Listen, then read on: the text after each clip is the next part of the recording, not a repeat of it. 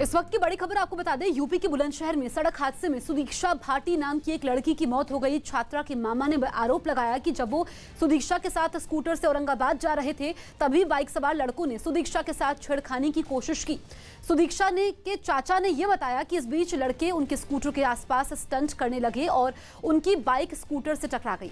हादसे के बाद सुदीक्षा सड़क पर गिर गई और उसकी मौत हो गई। गौतम बुद्ध नगर के दादरी की रहने वाली सुदीक्षा भाटी अमेरिका के बॉब्सन कॉलेज में पढ़ाई कर रही थी और वो छुट्टियों में अपने घर आई थी। 20 अगस्त को उसे वापस अमेरिका लौटना था, लेकिन उससे पहले ही उसकी मौत हो गई। इस हादसे के बाद घर वालों में कोहराम मचा हुआ है। सुदीक्षा को HCL ने अमेरिका में पढ़ने के लिए 3 करोड़ 80 लाख रुपए की स्कॉलरशिप दी थी।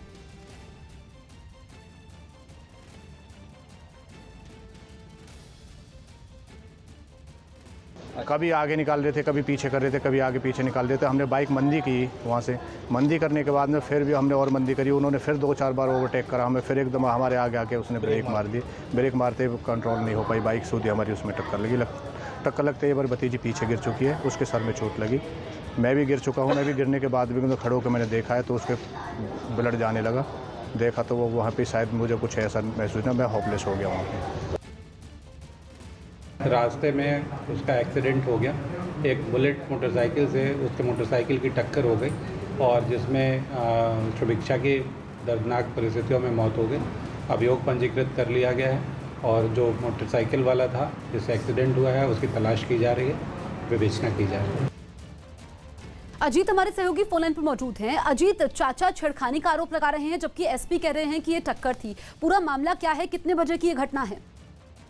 देखिए, बिल्कुल ये देर शाम की घटना है जब सुदीक्षा अपने चाचा के साथ जा रही थी और उस वक्त जैसा कि उनके चाचा का साफ तौर पर आरोप है, जो सत्येंद्र भाटी उनका कहना है कि बुलेट से उन्हें ओवरटेक किया जा रहा था। 3 से 4 बार ओवरटेक किया गया। उसके बाद अचानक बुलेट पर सवार जो युवक थे उन्होंने ब्रेक मार दी, जिसकी वजह से बाइक टकरा गई और सुदीक्षा की मौत हो गई। चूंकि टॉपर रही है, HCL की तरफ से उसे 3 करोड़ 80 लाख रुपए की स्कॉलरशिप दी जा रही थी, तो आसपास के जो इलाके के लोग थे वहाँ काफी भीड़ इकट्ठे हुई। लेकिन जो पुलिस का कहना है कि बुलेट मोटरसाइकिल से एक्सीडेंट हुआ है, पुलिस उसे एक्सीडेंट जरूर बता रही, लेकिन अगर सिर्फ एक्सीडेंट होता तो मुकदमा शायद इतना लिखा जाता और मुकदमा पुलिस की तरफ से पंजीकृत किया गया और जो बुलेट सवार 2 युवक थे उनकी तलाश की जा रही है। लेकिन फिलहाल पूरे मामले को लेकर जो बुलंदशहर के SP सिटी है अतुल श्रीवास्तव, उन्होंने जांच के आदेश दे दिए गए हैं और दोनों युवकों की गिरफ्तारी के लिए दबिश दी जा रही है। लेकिन चूंकि सबसे होनहार बच्ची थी, टॉपर थी, 20 अगस्त को उसे अमेरिका वापस लौटना था, लिहाजा उसके परिवार में हाहाकार मचा हुआ है, एक तरीके से कहा जाए कोहराम मचा हुआ है। क्योंकि दर्दनाक मौत हुई है तो निश्चित तौर पर अब ये देखना होगा कि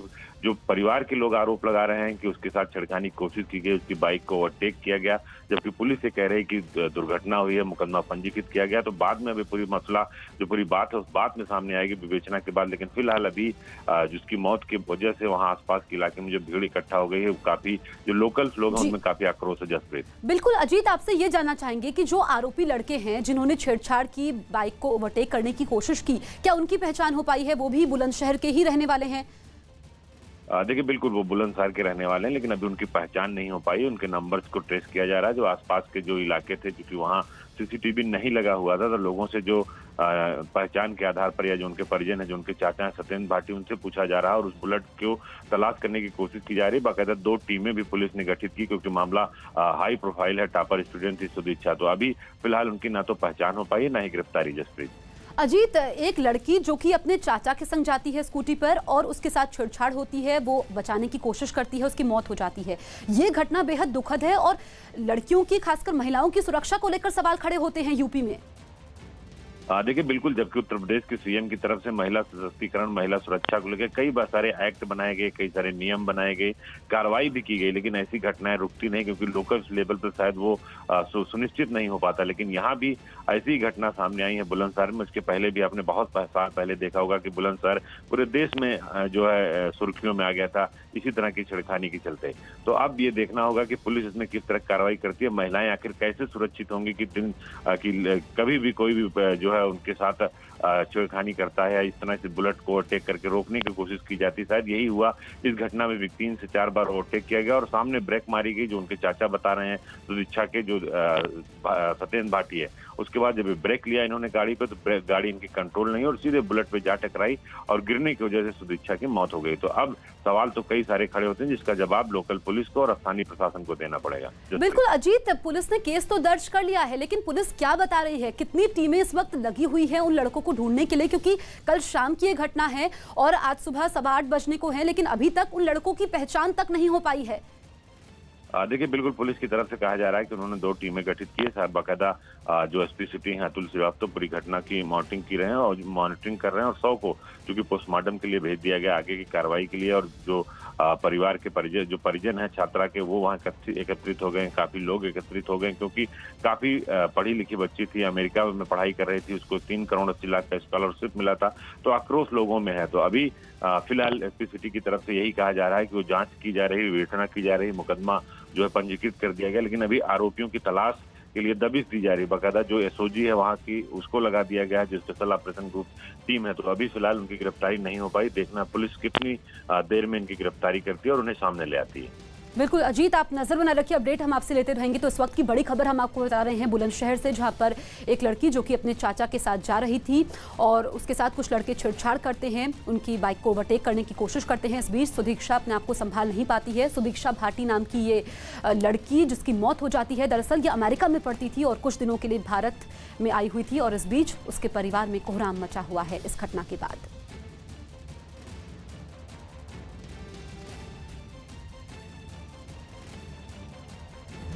चीन और पाकिस्तान भारत के खिलाफ अपनी साजिशों से बाज नहीं आ रहे। सूत्रों के हवाले से खबर है कि चीन जल्द ही पाकिस्तान को हथियारों से लैस आधुनिक ड्रोन देने जा रहा है। इस सिलसिले में पाकिस्तान के 10 सदस्यों के एक दल ने हाल ही में चीन का दौरा किया था। खबर है कि इसी साल पाकिस्तान को ये आधुनिक ड्रोन सौंपने की प्रक्रिया शुरू हो सकती है। इसके अलावा चीन पाकिस्तान को LY-80 रडार और FN-60 portable air defence system देने की भी तैयारी में है।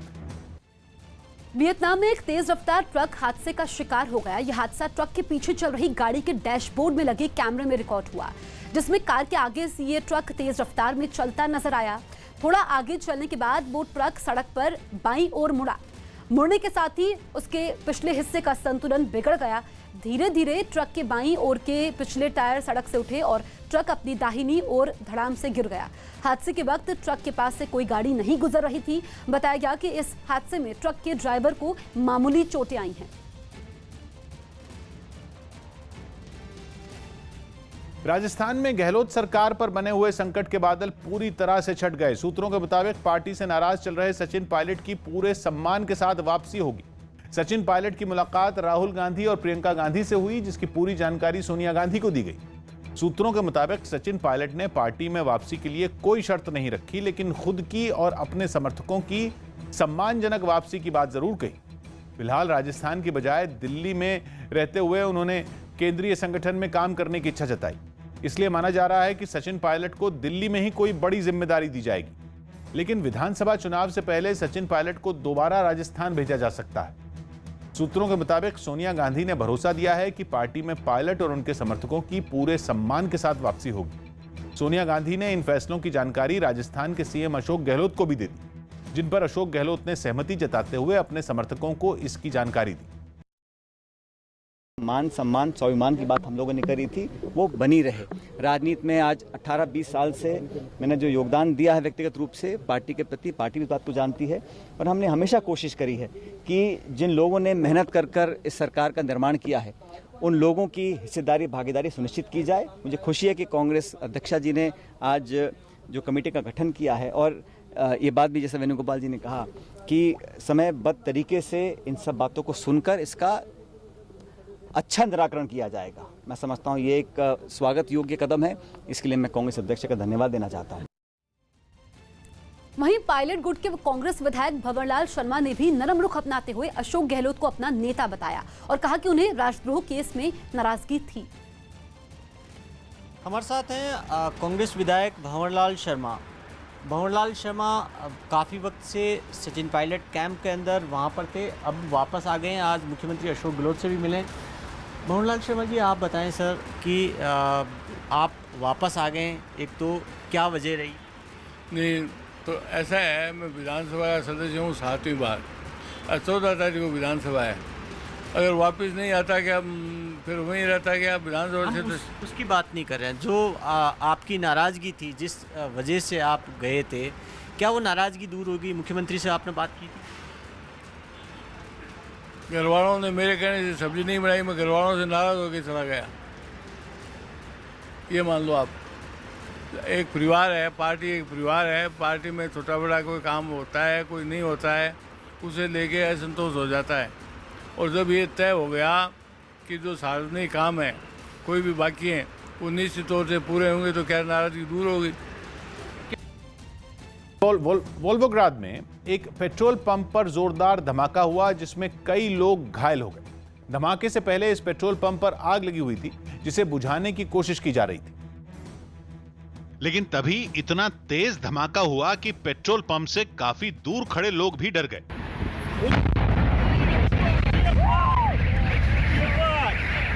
इससे पहले दूर खड़ा एक आदमी इस घटना का वीडियो बना रहा था जिसमें पेट्रोल पंप से धुआं निकलता दिखाई दिया। उस ओर से कई गाड़ियां भी सामान्य रफ्तार में आ रही थीं, लेकिन एक तेज धमाके से वहां पहले आग की ऊंची लपटें उठी और फिर पूरे इलाके में काला और सफेद धुआं फैल गया।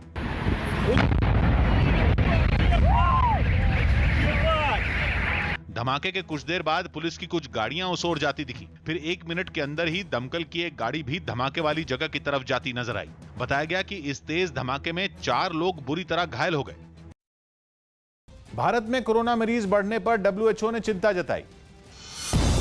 डब्ल्यूएचओ ने भारत में कोरोना के मरीज बढ़ने पर चिंता जताई। उसका दावा है कि पिछले 6 दिनों में लगातार दुनिया में सबसे ज्यादा कोरोना मरीज भारत में मिले हैं। देश में अभी इसके मामले 22 लाख के पार कर चुके हैं, जबकि पिछले 24 घंटों में 1007 लोगों की मौत हुई है।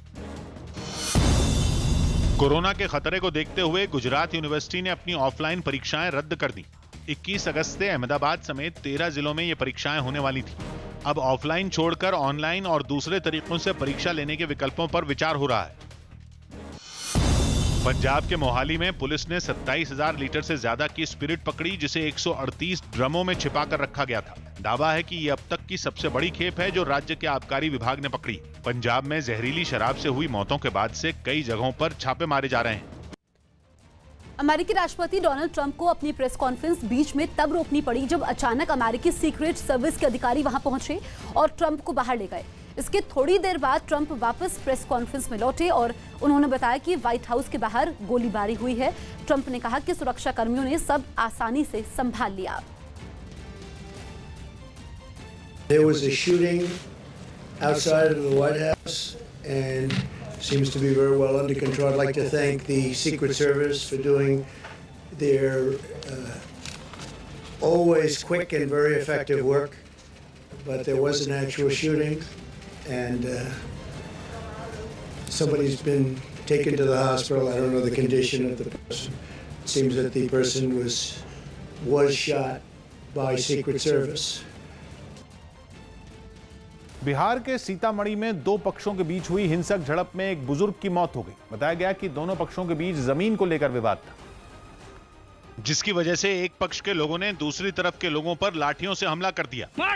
हमले के वक्त वो लोग खेत में धान की रोपाई कर रहे थे, तभी लाठियों से लैस करीब आधा दर्जन लोग वहां पहुंचे और उन पर हमला कर दिया। हमलावरों ने धान रोप रहे लोगों पर ताबड़तोड़ लाठियां बरसानी शुरू कर दी। आसपास मौजूद महिलाओं ने उनको छोड़ने की गुहार लगाई, लेकिन हमलावरों पर कोई असर नहीं पड़ा। वो उनकी बेरहमी से पिटाई करते रहे। लाठी लगने से एक बुजुर्ग खेत में ही गिर पड़ा। हालांकि हमलावरों ने इसके बाद भी मारपीट बंद नहीं की। इस दौरान वहां गोली चलने की आवाज भी सुनाई दी। फायरिंग की आवाज सुनकर दूसरी तरफ से कुछ और लोग भी उधर आते दिखे, जिसके बाद हमलावर वहां से भाग निकले। जम्मू कश्मीर के रामबन में जमीन से अवैध कब्जा हटाने गए सुरक्षा बल पर कुछ लोगों ने हमला कर दिया, जिसमें पुलिस और वन विभाग के 18 जवान घायल हो गए। बताया गया कि वहां रहने वाले कुछ लोग काफी दिनों से सरकारी जमीन पर अवैध निर्माण कर रहे थे। इसकी सूचना पर जब वन विभाग और पुलिस के जवान उन्हें हटाने गए तो आरोपियों ने उन पर हमला बोल दिया। वहां से जो तस्वीरें सामने आई उनमें कुछ पुलिस वालों के साथ बहस करते दिखे। पुलिस का विरोध करने वालों में महिलाएं भी शामिल थी। इस घटना के बाद घायल जवानों को अस्पताल में भर्ती करवाया गया। वहीं आरोपियों के खिलाफ कड़ी कार्रवाई की तैयारी चल रही है। उन्होंने हमारी जितनी भी टीम्स थी उन पे हमला किया, पत्थरबाजी की और लाठियों से भी उन्होंने हमला किया, जिसमें हमारे करीब 11 हमारे फॉरेस्ट के लोग और 7 पुलिस के जो पर्सनल थे वो जख्मी हुए।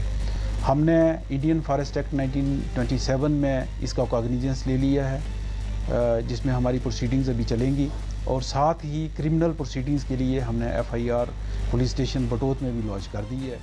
बिहार के खगड़िया में बाढ़ से जूझ रहे लोगों तक स्वास्थ्य सुविधाएं पहुंचाने के लिए बोट एम्बुलेंस की शुरुआत की गई। बाढ़ से घिरे होने की वजह से वहां के कई गांव के लोग जरूरत पड़ने पर अस्पताल तक नहीं जा सकते।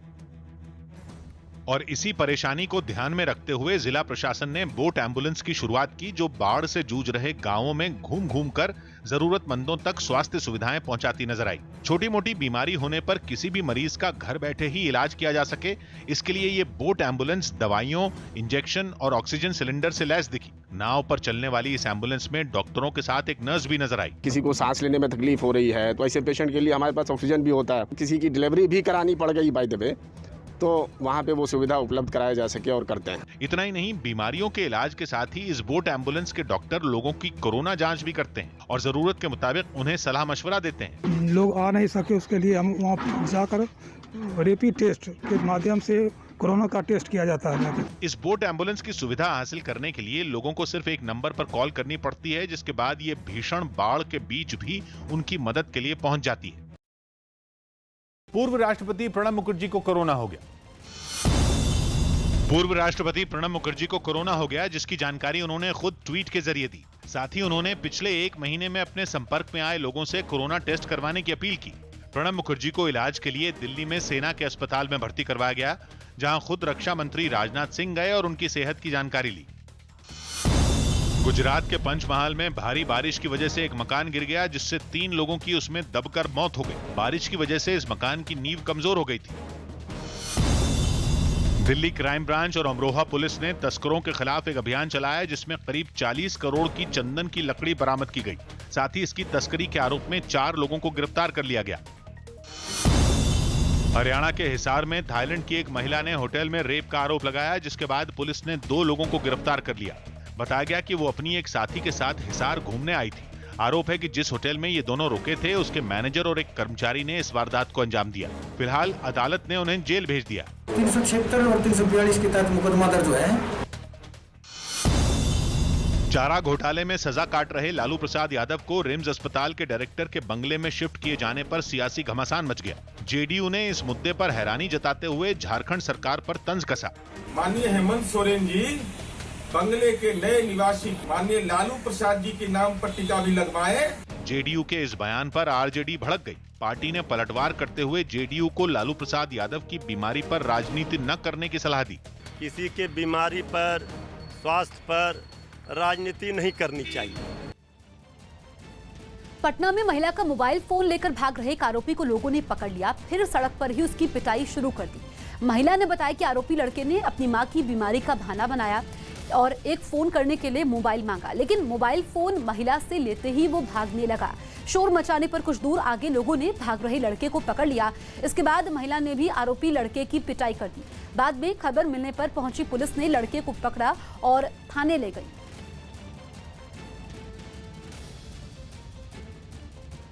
थाईलैंड की राजधानी बैंकॉक में लॉकडाउन हटने के बाद पहली बार बड़े स्तर पर एक म्यूजिक फेस्टिवल का आयोजन किया गया, लेकिन कोरोना के खतरे को देखते हुए ड्राइव इन कॉन्सर्ट का तरीका अपनाया गया, जिसके लिए जरिया लोगों की गाड़ियां नहीं बल्कि बैंकॉक में टुक टुक के नाम से मशहूर ऑटो रिक्शा बने। ड्राइव इन म्यूजिक फेस्टिवल में दर्शक अपनी सवारी से उतरते नहीं बल्कि उसमें बैठे बैठे ही कार्यक्रम में शामिल होते हैं। ऐसे में जब बैंकॉक में पहली बार टुक टुक म्यूजिक फेस्टिवल किया गया तो कई ऑटो रिक्शा लोगों को लेकर पहुंचते नजर आए। म्यूजिक फेस्टिवल के लिए एक बड़े मैदान में सैकड़ों ऑटो रिक्शा एक दूसरे से कुछ फीट की दूरी पर खड़े नजर आए और जैसे ही गाना बजाना शुरू हुआ लोग झूम उठे। इस तरह म्यूजिक फेस्टिवल करके लोगों के बीच सोशल डिस्टेंसिंग भी बनी रही और उन्होंने अपने अपने ऑटो रिक्शा से ही मजे भी किए। This is the first time after several months that I can come out for a concert. I am very happy. बताया गया कि सोशल डिस्टेंसिंग के सख्त नियमों की वजह से कॉन्सर्ट में 600 लोगों को ही आने की इजाजत दी गई, जो कि कार्यक्रम की लागत निकालने के लिए भी काफी नहीं थी, लेकिन फिर भी जिंदगी पटरी पर लाने के लिए इस म्यूजिक फेस्टिवल का आयोजन किया गया। सरायकेला में सड़क हादसे के बाद लोगों ने हंगामा किया। झारखंड के सरायकेला में सड़क हादसे में एक आदमी की मौत हो गई, जिसके बाद लोगों ने सड़क जैम कर प्रदर्शन किया। यूपी के वाराणसी में बदसलूकी के आरोप में एक दारोगा को निलंबित कर दिया गया। दारोगा पर एक गरीब आदमी के ठेले पर रखे भट्टे को फेंकने और ठेले को पलटने का आरोप है। जम्मू कश्मीर के रामबन में जमीन से अवैध कब्जा हटाने गए सुरक्षा बल पर आरोपियों ने हमला कर दिया, जिसमें 18 जवान घायल हो गए। दिल्ली के पास यूपी के नोएडा में एक आदमी पर 100 नंबर के जरिए पीएम को धमकी देने का आरोप लगा, जिसके बाद पुलिस ने उसे गिरफ्तार कर लिया। इसके द्वारा 100 नंबर पर कॉल कर माननीय प्रधानमंत्री जी को धमकी दी गई थी। मध्य प्रदेश के पन्ना में पुलिस ने खुद के अपहरण की साजिश रचने के आरोप में से पैसे वसूलने के लिए खुद के अपहरण का नाटक किया। थाईलैंड के नखन नायक प्रांत में एक स्कूल में अजगर मिलने से सनसनी फैल गई। बताया गया कि 10 फीट लंबा और 30 किलो वजन वाला यह अजगर स्कूल की छत पर चिड़ियों का शिकार करने के बाद उसकी इमारत में जा घुसा और क्लासरूम के दरवाजे के ऊपर डेरा जमाए नजर आया। स्कूल में इतने बड़े अजगर को देखकर टीचर और बच्चे दहल उठे। वो पढ़ाई छोड़कर बाहर निकल आए, लेकिन इस बीच जो अजगर कुछ देर पहले तक छिपा बैठा दिख रहा था, वो अब रेंगते हुए दरवाजे तक आ गया। आक्रामक होते अजगर को देखकर उसे पकड़ने के लिए रेस्क्यू टीम को बुलाया गया। अजगर को दीवार से उतारने की कोशिश की गई तो वो जमीन पर गिर गया और जोर से आवाज आई। अब अजगर जाल में फंसता नजर आया, लेकिन इससे पहले कि रेस्क्यू टीम राहत की सांस ले पाती, शातिर अजगर पानी में जा छिपा। आधे घंटे तक पानी में उसकी तलाश चलती रही और फिर उसका मुंह नजर आया। घंटों की कोशिश के बाद अजगर हत्थे चढ़ गया, लेकिन आखिर तक उसके चंगुल से भाग निकलने की कोशिश जारी रही। 15 अगस्त को देखते हुए दिल्ली में सुरक्षा के पुख्ता इंतजाम किए जा रहे हैं। दिल्ली में पुलिस के जवान आने जाने वाली गाड़ियों की जांच कर रहे हैं। पुलिस के मुताबिक स्वतंत्रता दिवस के कार्यक्रम को देखते हुए हर तरह की सावधानी बरती जा रही है। अधिकारियों का कहना है कि हर क्षेत्र के पुलिस अधिकारी को जिम्मेदारी बांट दी गई है, ताकि किसी तरह की परेशानी न आए। काफ़ी सारी फोर्स लगाई है और सबको अपनी अपनी एरिया की जिम्मेवारी दी है, ताकि जो फंक्शन है उसमें किसी तरह की बाधा ना पहुंचे और किसी भी तरह की जो इवेंचुअलिटी है उसको अवॉइड किया जा सके। इसको हर एक को एरिया ऑफ रिस्पॉन्सिबिलिटी अलग अलग बांट के डिस्ट्रीब्यूट किया गया। बिहार के कैमूर में तेल से भरा एक टैंकर पलटने के बाद उसमें भरे तेल को लूटने की होड़ मच गई। बताया गया कि टैंकर बेकाबू होकर पलट गया और उसमें भरा तेल सड़क पर बहने लगा, जिसके बाद आसपास के लोग वहां पहुंचे और टैंकर में भरा तेल लूटने लगे। लोगों ने टैंकर से गिर रहे तेल के नीचे बाल्टियां और डिब्बे रख दिए और बड़े आराम से तेल भरने लगे। तेल की इस लूट में महिलाएं और बच्चे भी पीछे नहीं रहे और हाथों में बर्तन लेकर वहां खड़े नजर आए। घटना की जानकारी मिलने के बाद कुछ पुलिस वाले वहां पहुंचे और लोगों को टैंकर से दूर हटाने लगे। गांव वाले लूट रहे हैं, 2-3 गांव लूट रहे हैं, छोड़ ही रहे। पुलिस वालों ने बताया कि टैंकर पलटने की खबर मिलते ही वो फौरन वहां पहुंच गए थे और हालात काबू में कर लिए गए। चारों तरफ से तो सबको मना किए हुए, चारों तरफ से फोर्स को भी लगा दिए है, कहीं कोई दिक्कत नहीं है। हालांकि पुलिस के पहुंचने से पहले ही टैंकर में भरा काफी तेल बह गया और बाकी बचे तेल पर गांव वाले हाथ साफ कर चुके थे। खबर है कि बीसीसीआई ने आईपीएल 2021 के लिए नीलामी फिलहाल टाल दी। खबर है कि बीसीसीआई ने कोरोना संकट की वजह से आईपीएल 2021 के लिए नीलामी का कार्यक्रम फिलहाल टाल दिया, जिसके बाद इस बात की संभावना जताई जाने लगी कि बीसीसीआई इस बार कोई नीलामी ही नहीं करवाएगा। दिल्ली के मॉरिस नगर में एक तेज रफ्तार कार ने पुलिस की गाड़ी को टक्कर मार दी, जिसमें एक पुलिस वाले की मौत हो गई। साथ ही इस हादसे में एक पुलिस वाला घायल हो गया। आरोप है कि कार चला रहे आदमी ने शराब पी रखी थी। दिल्ली पुलिस जांच कर रही है आखिर वो गाड़ी इतनी रफ्तार से किस जगह से आ रही थी और वहीं दूसरी तरफ इस गाड़ी के अंदर कितने पुलिसकर्मी मौजूद थे। बिहार के कटिहार में घरेलू विवाद में एक आदमी पर तेजाब से हमला कर दिया गया, जिसका आरोप उसकी पत्नी और उसके रिश्तेदारों पर लगा। पुलिस ने तेजाब से हुए इस हमले के आरोप में 7 लोगों को गिरफ्तार कर लिया। संजय प्रसाद मंडल की पत्नी एवं 2 अन्य की गिरफ्तारी हो चुकी है। यह घटना घरेलू विवाद की कारण। दिल्ली के पास गाजियाबाद में पुलिस ने हथियारों की तस्करी के आरोप में 2 लोगों को पकड़ लिया। आरोपियों के पास से 2 पिस्तौल समेत कुल 12 हथियार बरामद किए गए। पुलिस के मुताबिक इस गिरोह का मुख्य आरोपी मुजफ्फरनगर का रहने वाला है, जो अभी फरार है। इन सभी लोगों को गिरफ्तार करके जेल भेजा जा रहा है। भविष्य में इन पर गैंगस्टर अधिनियम के अंतर्गत कार्रवाई किया जाना प्रस्तावित है। फिल्म सड़क 2 का पोस्टर जारी कर दिया गया। इसमें आलिया भट्ट के अलावा संजय दत्त और आदित्य रॉय कपूर भी होंगे। ये फिल्म 28 अगस्त को ऑनलाइन रिलीज की जाएगी। रिया चक्रवर्ती के हलफनामे पर आज सुप्रीम कोर्ट में सुनवाई होगी। रिया ने सुप्रीम कोर्ट में दाखिल किए गए अपने हलफनामे में दावा किया कि पटना में दर्ज एफआईआर राजनीति से प्रेरित है। बिहार चुनाव की वजह से इस मामले में राजनीति हो रही है। इतना ही नहीं, रिया का दावा है कि बिहार के मुख्यमंत्री की इस मामले में दिलचस्पी की वजह से पटना में एफआईआर दर्ज की गई है। रिया के मुताबिक सुशांत केस सीबीआई को ट्रांसफर करना राजनीति का हिस्सा है और बिहार पुलिस या सीबीआई को इस मामले में जांच का अधिकार नहीं है। इसके अलावा अपने इस हलफनामे में रिया ने सुप्रीम कोर्ट से कहा कि मीडिया उनकी छवि को खराब कर रहा है। रिया के मुताबिक सुशांत केस का मीडिया ट्रायल हो रहा है। इससे पहले भी कई कलाकारों ने आत्महत्या की, लेकिन उनके बारे में मीडिया ने कुछ नहीं दिखाया, लेकिन उन्हें टारगेट किया गया। मनी लॉन्ड्रिंग से जुड़े आरोपों पर ईडी ने एक बार फिर रिया चक्रवर्ती से 9 घंटे पूछताछ की। सुबह करीब 11 बजे रिया चक्रवर्ती अपने भाई शौविक चक्रवर्ती के साथ ईडी के दफ्तर पहुंच गई। और जैसे ही उनकी गाड़ी ईडी दफ्तर के सामने रुकी, पुलिस वालों ने घेराबंदी कर दोनों के लिए रास्ता बनाया। मैचिंग रंगों के मास्क पहनकर दोनों भाई बहन ईडी दफ्तर के अंदर जाने लगे और मीडिया कर्मियों ने सवाल दागने शुरू कर दिए। लेकिन मीडिया के सवालों पर रिया बुरी तरह भड़क गईं। क्या परिवार का आरोप है कि आपने हत्या की है सुशांत की? रिया जाने दो सर को जाने दो। उनका गुस्सा उनके पलटकर देखने के अंदाज से साफ समझ आया, लेकिन भाई शौविक रिया को पकड़कर अंदर ले गया। थोड़ी देर में सुशांत और रिया की बिजनेस मैनेजर रही श्रुति मोदी और सुशांत के सीए रहे रितेश शाह भी ईडी के दफ्तर पहुंचे। कुछ देर में सुशांत के दोस्त सिद्धार्थ पिठानी भी एक भारी भरकम बैग लेकर ईडी दफ्तर पहुंच गए, जबकि रिया के पिता इंद्रजीत चक्रवर्ती पहले से ईडी दफ्तर में मौजूद थे। इस बीच सुशांत केस में मुंबई पुलिस की जांच से जुड़ी कुछ अहम जानकारियां सामने आई। मुंबई पुलिस ने सुप्रीम कोर्ट को अब तक की जांच की जानकारी दी, जिसमें यह बताया गया कि रिया चक्रवर्ती और सुशांत सिंह राजपूत के बीच कोई बड़ा झगड़ा हुआ था और सिर्फ झगड़ा ही नहीं हुआ बल्कि दोनों के बीच मारपीट भी हुई। इसी घटना के बाद रिया सुशांत का घर छोड़कर चली गई और उनका फोन नंबर भी ब्लॉक कर दिया। यह झगड़ा दोनों के बीच एक दूसरे के परिवार को लेकर हुआ था। मुंबई पुलिस को दिए रिया के बयान से जुड़ी एक अहम जानकारी भी सामने आई। सूत्रों के मुताबिक सुशांत के घर में हुई पार्टी के बाद हुई एक घटना भी विवाद की वजह बनी थी। रिया ने पुलिस को बताया है कि पार्टी के बाद सुशांत की बहन ने रिया के साथ एक शर्मनाक हरकत की थी, जिसके बाद मुंबई पुलिस ने सुशांत की बहन को बयान दर्ज कराने के लिए भी बुलाया था, लेकिन वो पुलिस के सामने नहीं आई। यूपी के वाराणसी में एक पुलिस वाले ने एक रेहड़ी पर रखे भुट्टे सड़क पर फेंक दिए। उसकी इस हरकत का वीडियो सोशल मीडिया पर तेजी से वायरल हो गया, जिसमें वो पुलिस वाला सड़क किनारे खड़ी एक रेहड़ी पर रखा सामान फेंकता हुआ नजर आया। आसपास मौजूद कुछ लोग पुलिस वाले को देखते रहे, लेकिन किसी ने भी उसे रोकने की कोशिश नहीं की। थोड़ी देर तक भुट्टे फेंकने के बाद पुलिस वाले ने रेहड़ी को ही पलट दिया। हालांकि वीडियो वायरल होने के बाद वाराणसी के एसपी ने आरोपी दारोगा को निलंबित कर दिया। यही नहीं, एसपी अमित पाठक ने खुद जाकर पीड़ित सब्जी वाले से मुलाकात की और उसके नुकसान की भरपाई भी की। उत्तराखंड के रामनगर से एक चौंकाने वाली तस्वीर सामने आई, जिसमें एक मोटरसाइकिल सवार तेज बहाव में फंस गया। हादसा उस वक्त हुआ जब सड़क से गुजरते वक्त उसने बरसाती नाले को पार करने की कोशिश की, लेकिन आगे बढ़ते ही पानी के तेज बहाव की वजह से मोटरसाइकिल का संतुलन बिगड़ गया। उसने संभलने की काफी कोशिश की, लेकिन पानी उसे बहाकर सड़क के किनारे की तरफ ले गया, जिसके बाद दूसरी ओर खड़े लोग दहशत में आ गए।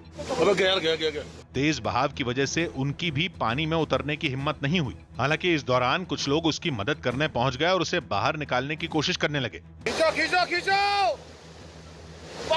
थोड़ी ही देर में सभी लोगों ने मिलकर मोटरसाइकिल सवार को सुरक्षित निकाल लिया। प्रधानमंत्री ने सबमरीन ऑप्टिकल फाइबर केबल का उद्घाटन किया। प्रधानमंत्री मोदी ने चेन्नई से पोर्ट ब्लेयर को जोड़ने वाली सबमरीन ऑप्टिकल फाइबर केबल का उद्घाटन किया। ये 2300 किलोमीटर लंबी लाइन समंदर के अंदर बिछाई गई है, जिसकी मदद से अंडमान और निकोबार में अब इंटरनेट की स्पीड काफी तेज होगी। पीएम ने 2018 में इसकी नींव रखी थी, यानी करीब 1.5 साल में इसका काम पूरा कर दिया गया। हमारा समर्पण रहा है कि देश के हर नागरिक, हर क्षेत्र की, दिल्ली से और दिल से दोनों दूरियों को पाटा जाए। दिल्ली के 2 अखबारों में रेलवे भर्ती के लिए छपे विज्ञापन फर्जी निकले। रेलवे ने ऐसे किसी भी विज्ञापन से इनकार किया और लोगों से जालसाजों के झांसे में न फंसने की अपील की। हमारी कोशिश ये है कि जो लोग, जिन लोगों ने इस तरह का विज्ञापन दिया है, उसको जल्द से जल्द हम पकड़ के और उचित कार्रवाई करें। जम्मू कश्मीर के बडगाम में आतंकी हमले में घायल बीजेपी नेता की अस्पताल में मौत हो गई। रविवार को सैर करने के दौरान आतंकियों ने उन पर फायरिंग कर दी थी, जिसके बाद उन्हें अस्पताल में भर्ती करवाया गया था। अब्दुल हमीद के अंतिम संस्कार में कई पार्टी नेता भी शामिल हुए। पिछले 5 दिनों में राज्य में बीजेपी नेताओं पर होने वाला ये तीसरा हमला है। कश्मीर में दोबारा पॉलिटिकल प्रोसेस को शुरू करना है तो निश्चय ही जो स्थानीय नेता हैं उनको सिक्योरिटी देने की बात हमने की है। अमेरिका के कैलिफोर्निया में 29 साल के एक भारतीय की डूबने से मौत हो गई। दावा है कि 3 बच्चों को डूबने से बचाते समय यह हादसा हुआ। अब पंजाब के गुरदासपुर में उसके परिवार ने सरकार से शव को भारत लाने में उनकी मदद करने की अपील की। डेड बॉडी ਜਿਹੜੀ ਆ ਮਿਹਰਬਾਨੀ ਕਰਕੇ ਤੇ ਇੱਥੇ ਸਾਨੂੰ ਲਿਆ ਕੇ ਸਾਡੇ ਹੱਥੇ ਦਿੱਤੀ ਜਾਵੇ। शिवसेना के मुखपत्र सामना में छपी सुशांत के पिता की दूसरी शादी की खबर पर सुशांत का परिवार भड़क गया। लेख लिखने वाले संजय राउत को सुशांत के भाई ने कानूनी कार्रवाई की धमकी दी। ये काफी निंदनीय है और जरूरत पड़ी तो मैं मानहानि का मुकदमा करूंगा संजय राउत जी पर। वहीं जब मामले ने तूल पकड़ा तो शिवसेना नेता संजय राउत भी सामने आए और सामना में छपी खबर पर सफाई दी। कीचड़ किसने उठाया है, हमने नहीं उछाला है कि आप जरूर करिए मानहानि का मुकदमा। मध्य प्रदेश के छतरपुर में पुलिस की तरफ से कार्रवाई नहीं होने से खफा लोगों ने थाने पर पथराव कर दिया। बताया गया कि कुछ रोज पहले गांव की एक महिला की संदिग्ध हालात में मौत हो गई थी। घर वालों ने गांव के कुछ लोगों पर हत्या का शक जताया था, लेकिन एक रोज पहले उन्हीं आरोपियों ने उनके साथ बदसलूकी कर दी। इसके बाद पुलिस से शिकायत की गई, लेकिन पुलिस ने उन पर कोई कार्रवाई नहीं की। इसी बात से खफा लोगों ने थाने पर पथराव कर दिया। इस घटना में कुछ लोग घायल भी हो गए। इससे पहले गांव के लोग थाने के बाहर हंगामा करते और पुलिस के खिलाफ नारेबाजी करते दिखाई दिए। बवाल बढ़ा तो थाने में तैनात कुछ अधिकारी वहां पहुंच गए। इसके बाद अधिकारी हंगामा कर रहे लोगों को समझाने की कोशिश करते नजर आए, लेकिन लाख समझाने के बाद भी लोग नहीं माने। बाद में मामले की गंभीरता को देखते हुए वहां भारी पुलिस बल तैनात कर दिया गया। दिल्ली में कांग्रेस के छात्र संगठन एनएसयूआई ने कॉलेज में पढ़ने वाले छात्रों की मांगों को लेकर प्रदर्शन किया। कोरोना महामारी की वजह से तमाम विश्वविद्यालय बंद हैं और छात्र अपने घरों में फंसे हैं, इसलिए एनएसयूआई ने छात्रों की परेशानी को मुद्दा बनाया और शिक्षा मंत्रालय के खिलाफ प्रदर्शन करने के लिए एनएसयूआई के कार्यकर्ता अपने दफ्तर के बाहर जमा हुए, जहां से नारेबाजी करते हुए वो शास्त्री भवन की तरफ बढ़ते दिखे, जहां शिक्षा मंत्रालय का दफ्तर है। मुर्दाबाद, मुर्दाबाद, मुर्दाबाद। लेकिन कुछ दूर आगे बढ़ते ही प्रदर्शनकारियों को पुलिस ने रोक दिया। एनएसयूआई पर फिर से कई तरह की मांगों को लेकर के सड़कों पर है। पहली मांग यह है कि कोरोना काल की वजह से यूनिवर्सिटी एग्जाम्स जो हैं वो कैंसिल किए जाए। विरोध प्रदर्शन करने वालों को पुलिस कोरोना महामारी और इलाके में धारा 144 लागू होने की बातें याद दिलाती रही, लेकिन विरोध पर उतारू एनएसयूआई के कार्यकर्ताओं को इससे कोई फर्क नहीं पड़ा और वो अपनी मांगें दोहराते नजर आए। हम लोग चाहते हैं कि जब छात्रों के क्लासेस ही नहीं हुई तो फीस किस चीज की ले रहे हैं आप लोग। इसके बाद प्रदर्शनकारी बैरिकेड लांघकर मंत्रालय के दफ्तर की ओर बढ़ने की कोशिश करने लगे, जिन्हें पुलिस ने जबरन रोककर हिरासत में ले लिया। हालांकि इससे पहले भी एनएसयूआई के कार्यकर्ता छात्रों की मांगों को लेकर सड़कों पर उतरे थे। कांग्रेस के छात्र संगठन ने मांग की कि कोरोना संकट में कॉलेज बंद होने की वजह से सभी छात्रों की 6 महीने की फीस माफ हो, कॉलेज में दाखिले के लिए होने वाली परीक्षाएं भी रद्द हों। यही नहीं, एनएसयूआई ने फाइनल ईयर की परीक्षाएं स्थगित करने की भी मांग की और ऑनलाइन परीक्षाओं को छात्रों के भविष्य के साथ खिलवाड़ बताया, क्योंकि देश के बड़े हिस्से में इंटरनेट और कंप्यूटर की अच्छी सुविधाओं की कमी है।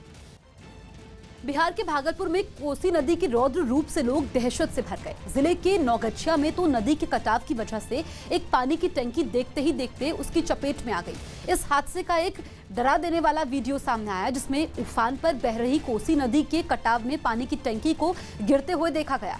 बताया गया कि इस टंकी को नल जल योजना के तहत नदी से करीब 100 मीटर की दूरी पर बनाया गया था, लेकिन इस बार नदी में आई बाढ़ और कटान की वजह से टंकी का टिक पाना मुश्किल हो गया। उत्तराखंड में भारी बारिश और पहाड़ों के दरकने की घटनाओं के बीच हरिद्वार के हर की पौड़ी में बाढ़ से निपटने की तैयारियों को परखा गया। इस अभ्यास का एक वीडियो भी सामने आया, जिसमें आपदा प्रबंधन की एक टीम नदी में बह रहे एक शख्स को बचाने का अभ्यास करती दिखी। पानी के तेज बहाव के साथ उसे बहते हुए देखा गया। मॉक ड्रिल के लिए टीम के 3 सदस्य किनारे पर ही खड़े थे। जैसे ही उन्होंने उसे अपने सामने से जाते हुए देखा, उन्होंने नदी में छलांग लगा दी। वो कुछ ही सेकंड में तैरते हुए उसके पास पहुंच गए। इसके बाद रस्सी से बंधी एक रेस्क्यू ट्यूब उनकी तरफ फेंकी गई, जिसकी मदद से आपदा प्रबंधन की टीम ने नदी में बह रहे शख्स को बचाने की मॉक ड्रिल पूरी की। जयपुर में भारी बारिश के बाद सड़कों पर पानी भरा। राजस्थान की राजधानी जयपुर में भारी बारिश के बाद सड़कों पर पानी भर गया। वहां से आई एक तस्वीर में सड़क से गुजर रही लो फ्लोर बसों में भी बारिश का पानी घुसा दिखाई दिया। उत्तराखंड के रुद्रप्रयाग में बादल फटने की घटना के बाद वहां के विधायक भरत चौधरी ने जिला प्रशासन के अधिकारियों के साथ मौके पर जाकर हालात का जायजा लिया। बादल फटने की वजह से 7 से ज्यादा घर मलबे में दब गए हैं। यूपी के बागपत में बाइक की टक्कर लगने पर 2 पक्षों के बीच विवाद हो गया, जिसके बाद एक पक्ष के लोगों ने मकान की छत से दूसरे पक्ष के लोगों पर पथराव किया। इस घटना में 5 लोग घायल हो गए। मध्य प्रदेश के ग्वालियर में कृष्ण जन्माष्टमी के मौके पर लक्ष्मी नारायण मंदिर को फूलों से सजाया गया। कोरोना की वजह से मंदिर में भीड़ न जुटे, इसके लिए ऑनलाइन दर्शन की व्यवस्था भी की गई। हैदराबाद पुलिस ने 7 तस्करों को गिरफ्तार किया और उनके पास से 1 करोड़ 30 लाख रुपए कैश और 14 लाख रुपए के स्मार्टफोन बरामद किए। इसी तरह पुलिस ने 3 और बदमाशों को गिरफ्तार किया, जिनके पास से चोरी किए गए 12 बाइक और स्कूटर बरामद हुए। एक्टर सूरज पंचोली ने मुंबई के वर्सोवा पुलिस स्टेशन में 7 पन्नों की एक लिखित शिकायत दी, जिसमें उन्होंने सुशांत सिंह केस में बेवजह नाम उछालने और उनकी छवि खराब करने का आरोप लगाया। पंजाब में जहरीली शराब की वजह से 100 से ज्यादा लोगों की मौत के मुद्दे पर बीजेपी अनुसूचित जाति मोर्चा ने प्रदर्शन किया। बीजेपी के कार्यकर्ता पंजाब सरकार के खिलाफ 5 विधानसभा क्षेत्रों में सड़कों पर उतरे और जहरीली शराब से हुई मौत के लिए पंजाब सरकार को जिम्मेदार ठहराया और जगह जगह प्रदर्शन किया, जिसकी एक झलक अमृतसर में भी दिखी, जहां बीजेपी के कार्यकर्ता मुख्यमंत्री कैप्टन अमरिंदर सिंह के पुतले के साथ नारेबाजी करते नजर आए। विरोध प्रदर्शन के लिए सड़कों पर उतरे बीजेपी कार्यकर्ताओं ने मुख्यमंत्री का पुतला फूंका और पंजाब सरकार पर कोरोना संकट में भी शराब माफिया को खुली छूट देने का आरोप लगाया। कैप्टन दी सरकार ने शराब माफिया ते रोक नहीं लाई। बीजेपी ने जहरीली शराब से जुड़े आरोपियों के खिलाफ SC एक्ट के तहत केस दर्ज करने और हर पीड़ित परिवार के एक सदस्य को नौकरी देने की मांग की। इस वक्त की बड़ी खबर हम आपको बता रहे हैं तिब्बत से, जहां पर सूत्र ये बता रहे हैं कि वहां पर होटल में चीन के 2 रनवे तैयार हो रहे हैं। होटल में चीन का बड़ा एयरबेस है। तो सूत्रों के हवाले से चीन से जुड़ी ये बड़ी खबर हम आपको बता रहे हैं। खबरों के मुताबिक चीन तिब्बत में लगातार अपने सैन्य अड्डों को तैयार करने में जुटा है।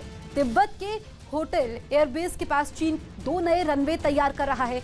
चीन होटल एयरबेस के महज 1 किलोमीटर दक्षिण में एक और एयर स्ट्रिप भी तैयार कर रहा है और इस एयर स्ट्रिप का काम युद्ध स्तर पर जारी है। यही नहीं, पहली बार इस एयरबेस के दक्षिण पूर्व में महज 3.75 किलोमीटर में भी चीन की एयरफोर्स के रनवे का निर्माण कार्य जोरों पर है। सूत्रों की माने तो रनवे को ऐसी सामग्री से तैयार किया जा रहा है जिस पर बम का असर नहीं होगा। इससे पहले चीन ने एयरबेस पर माउंटेन हैंगर भी तैयार किए। रनवे की लंबाई और चौड़ाई को भी पिछले कुछ दिनों से बढ़ाया गया है। तो ये चीन की नई चाल है। चर्च होटल में चीन 2 रनवे तैयार कर रहा है। संदीप बोल हमारे सहयोगी फोन लाइन पर मौजूद है। संदीप, ये जो सूत्रों के हवाले से बड़ी खबर है, होटल में रनवे तैयार कर रहा है ताकि बम का भी असर ना हो। चीन की इस हरकत को कैसे देखा जाए? देखिए, चीन की हरकत को इस तरह से देखा जाए कि भारत जिस तरीके से LAC मसले पर अग्रेसिव है, वो पीछे हटने को तैयार नहीं है।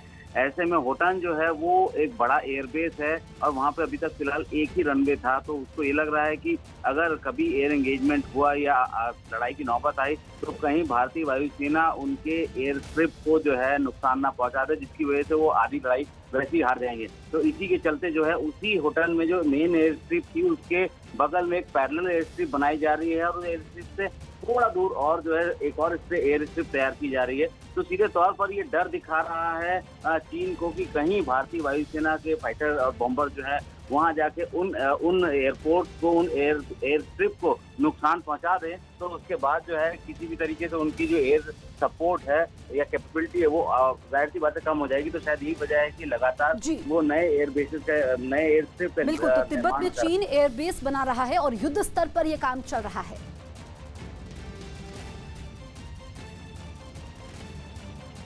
अफ्रीकी देश केन्या के सावो नेशनल पार्क में भीषण आग लग गई, जिससे पार्क का एक बड़ा हिस्सा जलने की वजह से तबाह हो गया।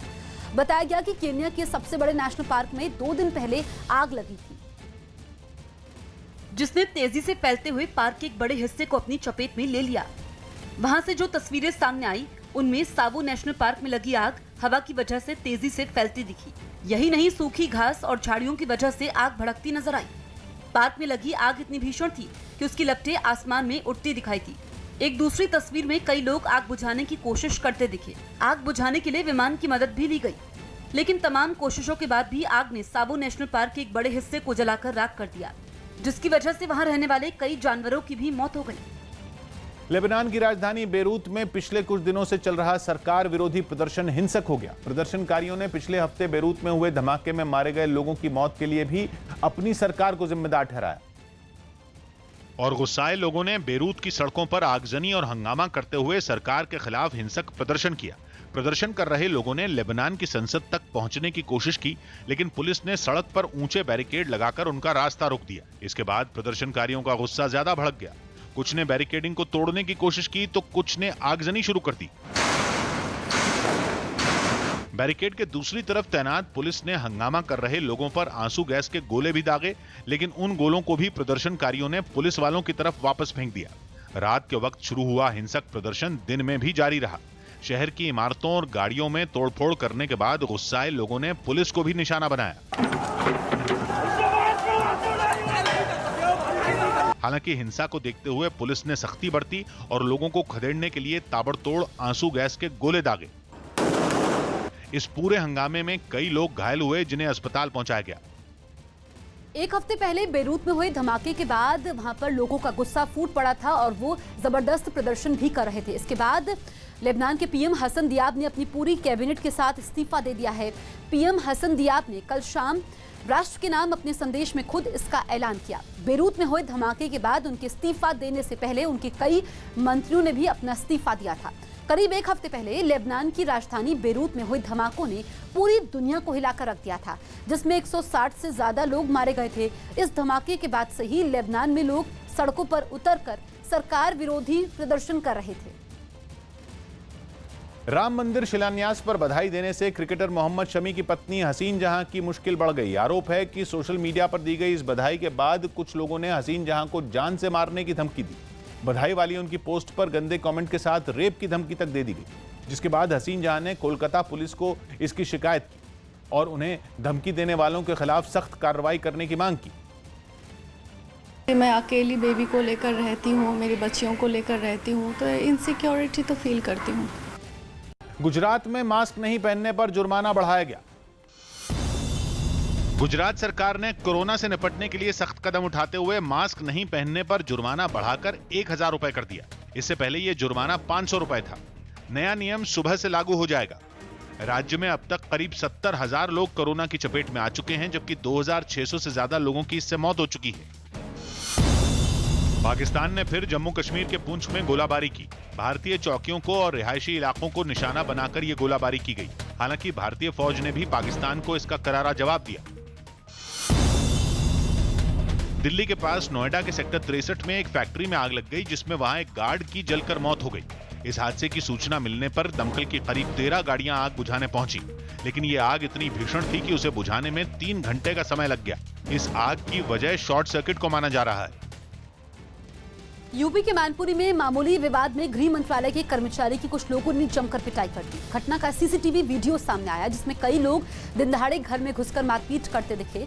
कोई लात और घूसों की बरसात करता दिखा तो कोई लाठी लेकर मारपीट करता नजर आया।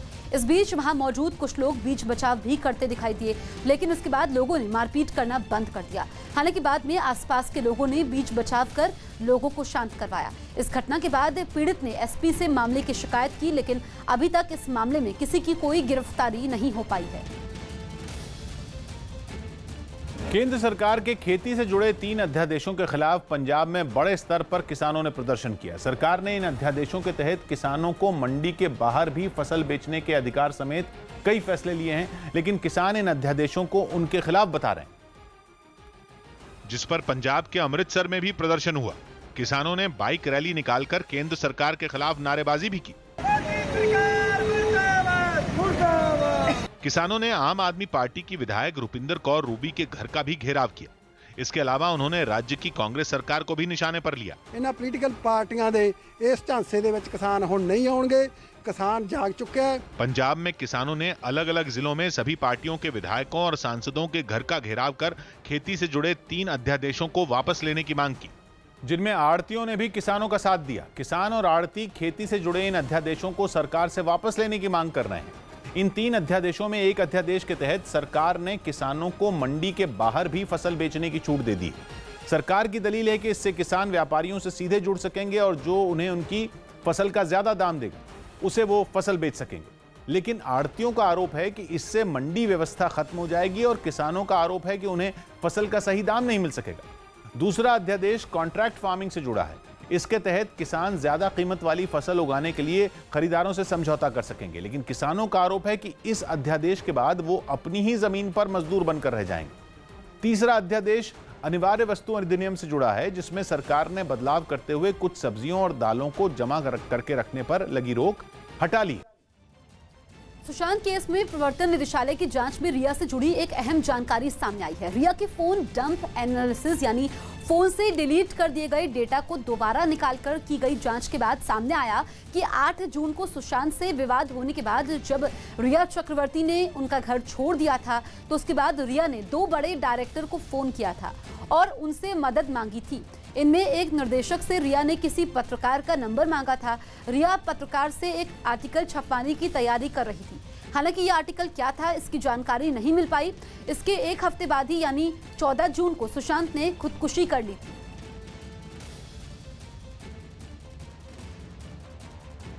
पाकिस्तान के पीएम इमरान खान ने एक दिन पहले अपने देश में पौधे लगाने के लिए जिस सबसे बड़े अभियान की शुरुआत की थी उस पर वहां के लोगों ने ही पानी फेर दिया।